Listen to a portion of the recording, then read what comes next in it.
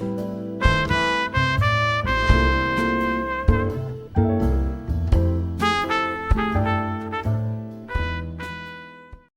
my name is Joe Jackson, and between the years 1990 and 2000, I did hundreds of interviews with musicians for the Irish Times in a slot that was originally called the Joe Jackson Interview. When Paddy Woodworth, the newspaper's arts editor, launched its now legendary Sound and Vision double-page spread. The name above the title idea was his, and I once said to Paddy, "Why me, Lord?" I was joking, though editors do like to be addressed that way. Paddy explained that he chose me primarily because we both believed that the arts should be central to political debate, rather than relegated to the sidelines, and that as such, popular music, as an outgrowth of popular culture, could and should be explored from a socio-political perspective. What does that mean in real terms? Okay, by way of a lead-in to the tape I want to play, let me give you 1 or 3 examples. One of my peers in the newspaper was a renowned rock critic. He loved in particular American, British, and Irish guitar-based bands such as U2, who are usually comprised of 4 white guys. Cool. We all loved such bands at one stage. I certainly did. But increasingly, cultural analysts, and not just feminists, had come to call such bands proponents of cock rock, with all the political ramifications that implies. So I set out to broaden the net, as it were, to get a gender balance. And I set out to get a genre balance, to give as much space to, for example, Irish traditional acts such as the Chieftains. And even if all I got was a phone interview, something I usually rejected because it didn't lend itself to in-depth discussion, I was happy to say, you bet. What follows is one of my Irish Times interviews. Enjoy. Hi. Oh, okay. Okay. Where are you, in Dublin? I'm in Dunleary. I don't know if you know the Dunleary. place. It's about 7 miles outside town on the south side, on the beach, along the beach, the coast here. Oh, that sounds nice. It's quite beautiful on a day like this. Yeah, Oh, actually, yeah. we've fallen in love with Dublin completely. It's beautiful. Really? Yeah. Good stuff. I hope that's not just a line. No, We hear it so often. not at all. No, I mean, we went out to a lovely place for it, and it was just enchanting. Good stuff. All right. Okay, so what, are you doing a run of interviews with people over the phone? Is that what you've been doing all afternoon or what? No, this is the first one. Oh, right. Yeah. Okay. So I was told we have about 20 minutes to a half hour. Uh-huh. Is that all right? Sure. Okay. And before we start, a personal thanks. Because your single, I'd Rather Go Blind, was one of the first reasons I got into journalism. Oh, is that right? Right? So it's a convoluted story. It was stolen on me. The guy wouldn't return it. And he bought me Nick Khan's A Wop Bop A Loo Bop. You know that book? A History of Rock, which is really exciting stuff. Oh, yes, I know of it. I've not That read book. it. Oh, it's great stuff. But it was the first time I ever realised that writing could be as exciting as listening to the music or playing it. Right? So a belated thank you. Well, it's my pleasure. Okay, now we get down to business. Right, the first question. Does CDs with graphic information seem a long way from the original blues sessions you did with Fleetwood Mac for Mr. Wonderful? Yes, Do well, you- I wasn't on Mr. Wonderful, but... Did you not sit in on I some think of I was actually unofficially playing some piano on session work, but I didn't join the band till later. But yes, in any case, you're right. Do you ever feel that an original innocence may have been lost along the way? Well, I think so, to a certain extent. I suppose being in the business as long as I've been in it, I remember the days when listening to music sort of conjured up one's own mental images rather than Right. being forced to look at, a preconceived image on TV, in ways of videos or graphics, whatever. It's Right. it's a whole different ballgame now. Right. Your own earliest attempts to break into the music business apparently involved storming record companies singing Everly Brothers songs with a friend. We didn't storm any records. Did you not? No. We used to play in coffee bars and things like that. But Right. no, we didn't actually do any storming into record companies. I think we were a bit naive and young for that. So were you a sucker for pop's romanticism, like as in the Everly's love songs? I beg your pardon? Were you a sucker, we'd say, for pop's romanticism? Yes, Like the I Everlys? suppose so. I've often made attempts to write songs about something else, Right. but I've always felt rather pretentious about it. So I've always kind of, to know one's limits is always a good thing, I think. You've tried, to go outside the theme of love. Well, yes, but I always try to write about love love in a different way, so that in actual fact it could be taken two ways. I mean, for example, "Sky's the Limit" is not it needn't necessarily be a love song. It can be about anything, as indeed a lot of the songs I've written can. But yeah, I suppose so. I'm sort of a romantic at heart, Right? I would have known. Would say like your earliest solo album, and as I said, the Chicken Shack single. They suggest you could have had a powerful solo career. Do you ever regret that you didn't? No, I didn't ever consider doing a solo career. The main reason that I did that album, I suppose, was the fact that the hiatus in the band had been so long. And everyone was doing staggered projects. Like Stevie had done a solo album, Lindsay had done one, and Mick had gone off to Ghana, and he'd done a solo album, and John had gone around the world in his yacht, And I was sitting at home twiddling my thumbs, and I thought this is a bit silly, and so that's when I broached the subject of doing a solo album, which actually was a really gratifying experience. But I don't think I'd ever want to go on the stage and just sing 2 hours on my own, which I did. I did do a mini tour in the States, which was for me very grueling. I didn't really enjoy it. It was just me solid for 2 hours, No release, no relief. I've always been sort of used to the variety in Fleetwood Mac, which I love, Right. On we'd say one of Mac's earliest albums, like Future Games, songs like your own songs, Morning Song and Show Me a Smile. Yeah. They suggest that you would have been a prime architect in moving towards the AOR. Yes, I suspect that's pretty much the truth, yeah. Right. Yeah. And I know there are certain rock critics out there who have this kind of prejudice against anything that's not hardline, cock rock or whatever. Yeah. You've no problem with those kind of labels, have you? Well, I don't even know about these labels. Right. I don't really think about that very much, Fair enough, okay. And some of the Bird Trees songs, Homeward Bound, and I think You Spare Me a Little of Your Love, they also were apparently as autobiographical as anything that then turned up on Rumours. I suppose so, yeah. Yes, absolutely. So did you always look on song as an outlet, as a form of creative outlet for that kind of, for coming to terms with things like that in your private life? Yes, I'm pretty sure it started off like that, but then I sort of branched out into not quite so autobiographical and often stepped into other people's shoes. During the Rumours album, in actual fact, songs like Oh Daddy weren't written about me. It was written about Mick's wife. I was stepped into Mick's wife's shoes and wrote the song about Mick. Right. So it was. I often do that now. And although some songs are personal, obviously, a lot of my songs are. There's so many interesting people surrounding me in this business that it's an interesting relationship.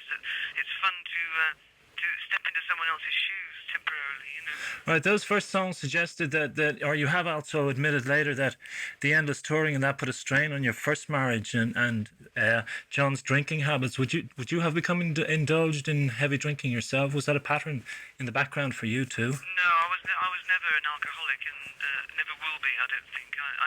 I drink wine and that's it. Wine with my dinner and. No, I don't think I've ever had a serious problem in either drinking or drugs, although I've indulged in both. Right, in the drugs. A long time ago. Yeah, well, I mean, the other thing you hear about, like the Fleetwood Mac Mark X album, was that most of it was recorded under the influence of The Devil's Dandruff. That was in the paper here the other day. The Mark X album? Well, I think that was just when the group was at its kind of about its 10th change. The first one, the one before Rumours. Oh, yeah, the White album. Yeah. They're actually called the White album. All right. Oh, yeah, right, well. Well, I don't. I think that definitely cocaine was introduced to us at that point in our career, and it stayed with some, and it disappeared from some. Would you read of record companies actually encouraging drug use and paying groups with say coke? Would that have been something that happened in the background? No, that's never happened with us. Never. Right, and would you have used it to compose songs like Over My Head from, we'd say, that early album? No, I seldom used it. I mean, I used to smoke a bit of marijuana, I suppose, years ago, and I used to write a few songs under the influence of that. But, no, I mean, I usually enjoy to just get a bottle of wine, and I drink in the evenings, and I tend to write in the evenings, Right. With this, it's the last question on the subject, but there is this lingering image of, the alleged $1,000 kooky sessions and coke lids and all that being still part of the scenario for the groups, that they're stigmatized for the group, that they're stigmatized with that even after all these years, irrespective of who's cleaned up and who hasn't. Does that bother you? No, not really. I mean, people think whatever they want to think. I mean, I can assure you that the band is clean now, Right. And except for everyone likes to have to, some more than others like to drink a bit, Right. But I think other than that, it's pretty much fairly clean. Right. But would you have believed that? I think Mick argued that LSD set Peter Green on the road to ruin. Oh, well, I would agree with that completely. Yeah. Yeah. And does that still upset you, as it seems to still upset Mick? Well, Mick knew Peter far better than I did. That's right. I knew Peter on the periphery. I was on the edge of that entire band setup there, and I knew Peter far less well than the rest of them. So, I mean, when I see photographs of him and I hear, he'd been interviewed on the documentary that we'd Right. done in England, that was upsetting. And it's just tragic to me that such a talented, gifted man could become what he is today, which is virtually a vegetable, Would that have helped keep you kind of from going too deeply into the whole drug involvement, or with Well, other yes, other friends? Certainly seeing the results of other people's misuse of drugs is certainly, would have to terrify anybody. Right.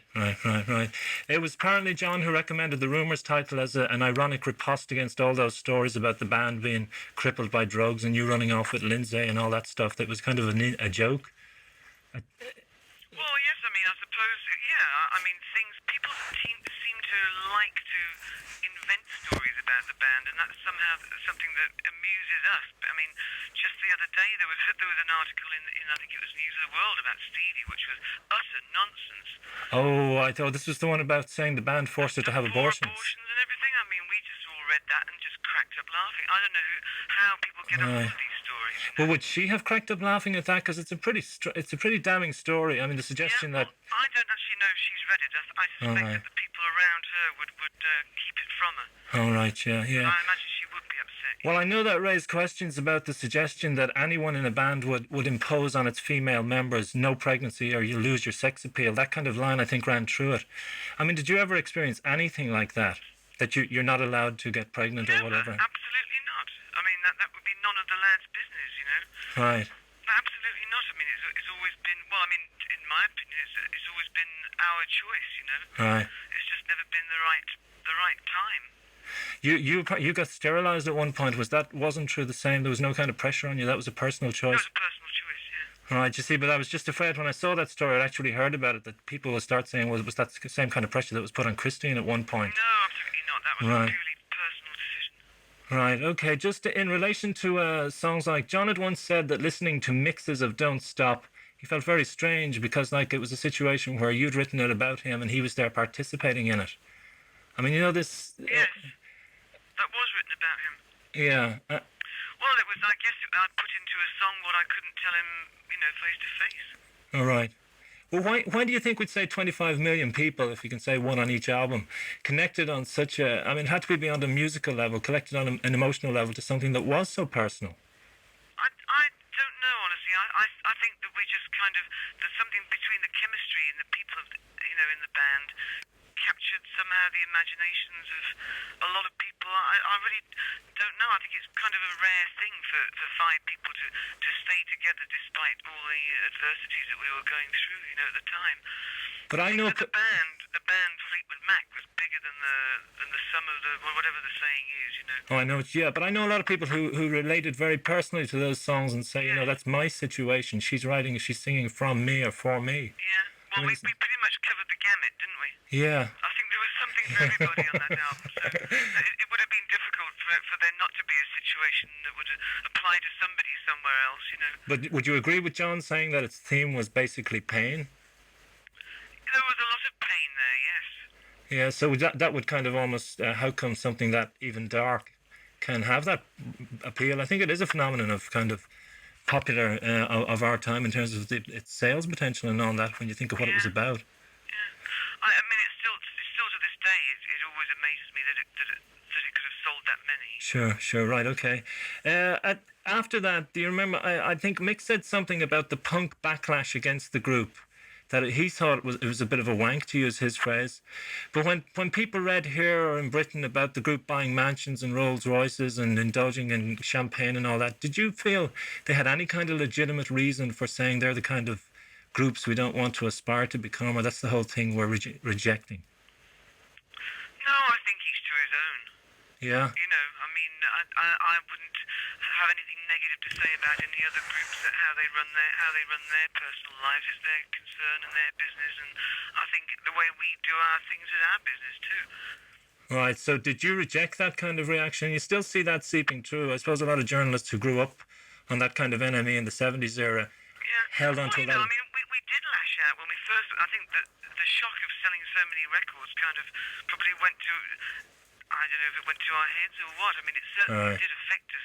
At least, you know, the immediate following few months when all of a sudden so much money was coming in, you know.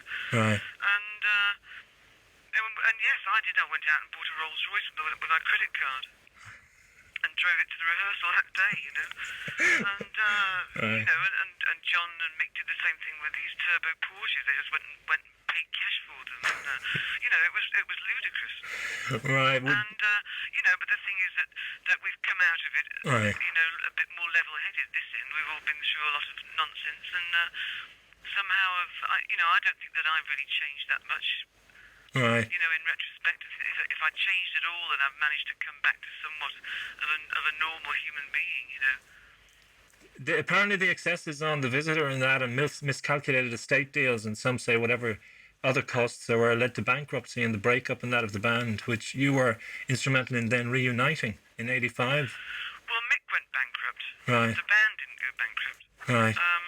But you're credited with reuniting it, apparently with a little help from Elvis. Well, that's right. Yeah, it was just that I'd been asked to record a song called "Can't Help Falling in Love with You" Right. for a movie, for Blake Edwards' movie. It was called Fine Mess, and I said yes, I'd like to do it, and I called Lindsay up and I said, "Do you fancy producing this?" Because since he was a big Elvis fan anyway, so he and Richard Dashett produced it, and we decided to get John and Mick playing bass and drums, and so it was, in essence, it was the first time that in 5 years the band had been in a studio environment, you know. Right. So we got together and we just played around and jammed and sang a few of the old songs, and we recorded that song, and it sounded wonderful, and some of the old chemistry seemed to come flooding back, and we thought at that time it would be prudent for us to perhaps, you know, record a couple of songs. It wasn't a decision to make an album at that point, but it, you know, quickly developed into a full-on commitment to Tango. It ended up being Tango, yeah. Right, and that you had your songs like Everywhere and Little Lies. Your songs became very much the hallmark of the album, and those you wrote with Lindsay. Yes, and my husband Ed, right. That's right, yeah. And I've seen, though, in some critiques, you see Lindsay given a lot of credit for the album as if it was his sign-off to the group and he was putting his stamp very securely on it. Does that anger you if you ever see that reading of... Oh, we see that a lot, yes. Yeah. I mean, where it is true that Lindsay was very much in the fore on the production of this album, he and Richard Dashett, you know, it's unfair to discount the rest of us at the same time. You know, the rest of us weren't sitting there like blobs of putty, you know. Sure, yeah. Everyone had their input. I had lots and lots of different ideas. Everybody did. Mick did. Often Lindsay would, you know, sit and say, "What should we do on this? I don't know what to do on this." And then I would come up with an idea. But you know, Lindsay was definitely at the fore. There's no question Sure, of that. right. But I would like to just clear up that the rest of us weren't like lumps of putty or puppets. donut, you know. Yeah, sure, okay. Coming into the last lap of questions, you'll be happy to hear. I don't think this is too grueling for you, is it? Not at all, no. Good. If you just let me hang... Would Oh, you yeah. hang on while I get a cigarette? Go ahead. Okay. I mentioned earlier that John felt a bit strange when listening to Don't Stop, yeah? Yeah. How does your current husband feel when he hears you singing the older tracks to John, or Hold On, which you allegedly wrote after your love affair with Dennis Wilson? Does he feel any kind of human reaction of personal jealousy or anything? No, I don't think so. I think he knows that's well and truly in the past, and our marriage is what it is today, a very happy one. And I don't, because I'm working, I've spent half this year on the road with John McVie, and Ed does not come on the road. He doesn't like it, All right. So no, there's no jealousy at all. John's happily married to another very nice lady, and he has a young daughter, and we're friends now.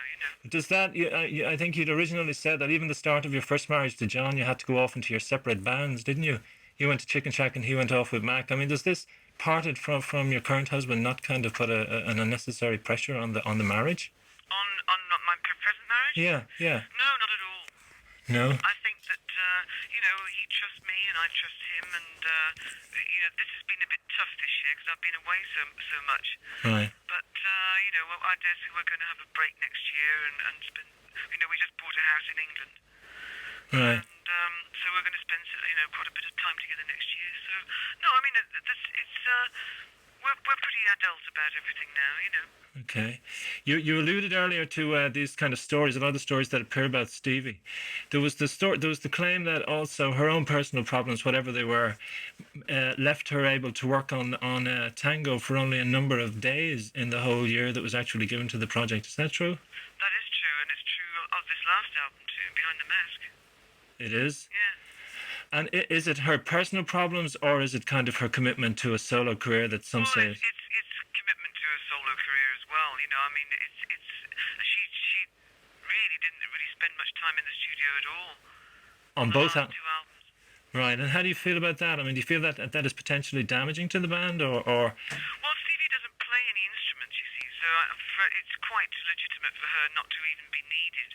All right. For quite a long time down there, because she just sits down there and gets bored because the rest of us are all doing keyboards and guitars, and we all love to do that as well. Right. And Stevie's forte is background parts and lead singing and dreaming up background harmonies and things like that, which comes much later in the recording process. Oh, I see, right. But it's apparently she got angry, saying that she should have been putting one of her parts on everywhere, that she should have been doing the... Well, she wasn't there, was she? And that was the reason. That was the reason. But we had to mix the record and get it out. Right. But she still got angry. Well, that's be that as it may, she just wasn't physically there. There was nothing we could do, All right, okay. Do you feel any pressure to compete with her on any level? Like, did you get in any way jealous of that when she became the focus of attention and that, and joining the band? Oh, no, not really. I think that if that had been the case, I think I would have just left, I think that Stevie and I play very, very different roles in the band. I would not like to do what she does, and she would not like to do what I do. She enjoys being the focal point of the millions of clothes changes, this, that, and the other, and, and the femme fatale. That's her role in the band. My role in the band is playing the piano and backing up, playing along with John and Mick primarily, forming part of the foundation of the band, which is, which I'm happy at doing. I'm quite happy behind the keyboards. I come out for 2 or 3 songs in the show, and we do Everywhere, and I come out to do that, and I enjoy that. And you don't, because there was one, I think a magazine a couple of years back reported that you said to a photographer, "I want to look 18." That would suggest that you feel you're not able to come to terms with a different role that comes to a person as to get a bit older in a group or whatever. No, well, we're all getting older, aren't we? But so you've no problem with that? No, that was a joke. Good, yeah, okay. Oh no, I was just being facetious. I wasn't being desperately pleading the guy to make me look 18. To get out the brushes. No, well, you could think that anyway. No, that's not a problem. We are what we are. All right. So the last is just a couple of questions about the new album. Is the actual "Sky's the Limit" itself suggests a kind of, or even in the press release, suggests an end to the history of quite traumatic times within the band, and that is that true or? Well, it's kind of it was it suggests a new era. The departing of Lindsay and the coming of the 2 new guys. Well, they're not new anymore. They've been with us for 3 years now. Right. But I still will always refer to them as the new boys. I suppose we always will, Yes, definitely. It was something of an anthem to the new formula Fleetwood Mac. Right, and in your private life, it said too. I mean, it is a romantic song. It is a love Well, song. yes, it was written about my husband. Well, Ed and I wrote it as well together, you know. All right. But I wrote the lyrics, most of them, and they were definitely pointed to him as well. This is getting a bit Mills and Boonish at the end to it all, isn't it? A wonderful, happy, romantic ending. Yes. Well, we hope it stays that way. Right, there was one review of an Irish review here. A reviewer described the album in negative terms. Like if you read something like saying the quote was self-indulgent wallpaper music, and compare that to the faces of the audience who'll be loving the music tonight, do you ever kind of think that rock critics are way out of touch with popular tastes? Well, I never really take too much notice of critics. You know, if you did, you'd end up, you know, sticking your head in a vat of oil or something. You know. Right. If you know, if you take notice of the negative ones, then you can get real miserable. You know. People are entitled to their opinion. I always believe that if you are in the public eye and you present something for the public to either buy or not buy, then we have to accept both sides of the coin, you know, both negative and positive. And do you think rock critics unfairly compare this Fleetwood Mac with other manifestations or incarcerations of Mac, like going back to the Peter Green days and all I think that? so. I think that this is a perfectly legitimate configuration. I think that it's just evidenced by the reaction of the audiences that, you know, since Billy and Mick have joined the band, people come to see us. You know, there's just no question of it. People come to see us, they come out, and they really enjoy the show. You know, we've been just having a very, very successful tour this year, and even though the album really hasn't sold what we hoped it would sell, and we don't quite understand it, because we don't regard it as wallpaper music at all. Right. I think there's some pretty gutsy songs on this album. Well, actually, the new members have brought back. I think Jeremy Spencer had a kind of rockabilly, rock and roll influence on the band too. And I think Billy has that element, Yeah. and Rick has the old Peter Green kind of element, which is also wonderful, you know. right. So is that why you suggest the whole album is looking back at different phases, musical phases in the band's history? Well, it's bound to be a bit of a potpourri, you know, Right. with just by nature of the different styles of writers and players now in the band, which has always been the case, you know, with Fleetwood Mac, the variety. What if the suggestion was that you're all getting too happy and too content now, and that takes an edge off the music that might have been there when you were on fire and desperately trying to prove yourselves and win back the acclaim you were fearing you were losing and all that? I don't know about that. I mean, you know, if there's something wrong with being happy in this business, then there's something wrong with the business. Right. You know, I think that, yes, we are getting on very well together, and I can't see for the life of me that there's anything. If you've got to be miserable to be successful, everyone wants it, you know. Okay, the last question is, you said the beauty of Fleetwood Mac is that it's a band able to do an array of musical styles, and our audience encourages that. I wouldn't trade places with any other group. Was that just press release hype, or is it absolute truth? Now, could you repeat that for me one more time? The beauty of Fleetwood Mac is that it's a band able to do an array of musical styles, and our audience encourages it. I wouldn't trade places with any other group. No, that's quite true. Is it? That's absolutely quite true. Right, and the last question is, Mick's book has currently come out here. Do you feel in any way betrayed that he's revealing the true faces behind the masks, or? I haven't read the book yet. All right, I've okay. just read the first chapter, which is, you know, I haven't got to any bits that might be about me, so I'll have to reserve my judgment about that. You know, he says it's quite innocent, really.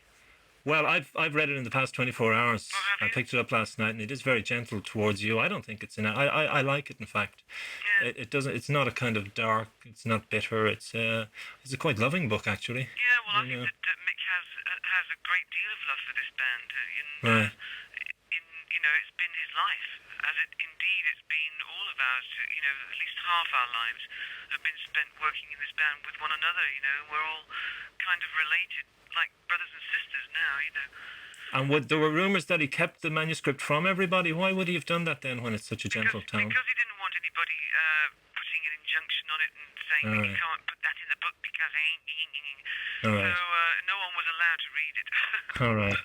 Okay, so you're going to be reading it on the current tour. I am going to go out and buy a copy. I'm going to go out and buy 2 copies. You mean he doesn't give you autographed free copies? No, we've got to help the sales, don't we? Okay. Christina, thank you very much for that. Sorry if I kept you a bit long there at the Oh, end. that's quite all right. Okay. All right, well, take care then. then. Talk to you. Bye-bye. Thanks. Bye. Hi, Joe Jackson here again. And if you want to read the article that came out of that chat you just heard, check my website, joejacksoninterviewer.com. Also, if you'd like to be notified of shows that focus on hundreds more interviews like the one you just heard, why not subscribe to the Joe Jackson Interviews podcast? Either way, thank you for listening.